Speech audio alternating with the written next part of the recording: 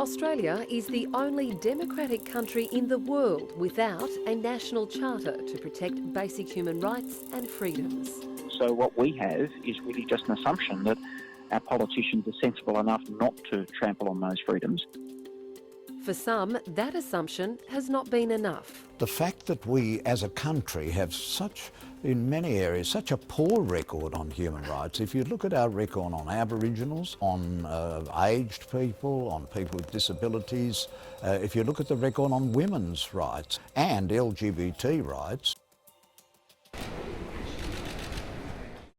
A police raid in Australia on the headquarters of the public broadcaster. The police raided the Sydney headquarters of the country's national broadcaster.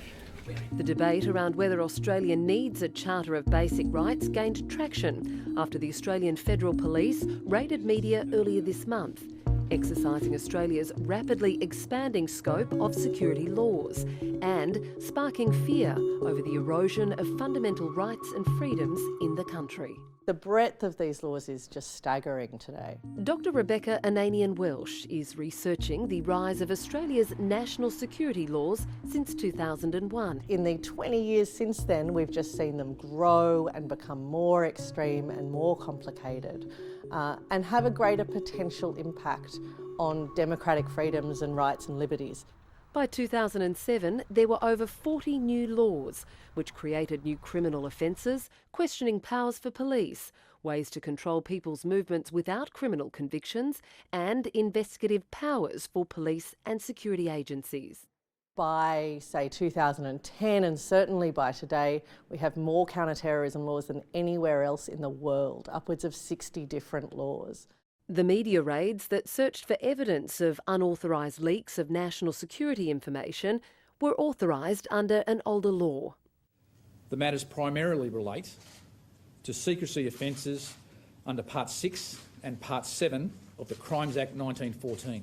Mid-last year, those secrecy offences were removed from the 1914 Act and transferred to the 1995 Criminal Code.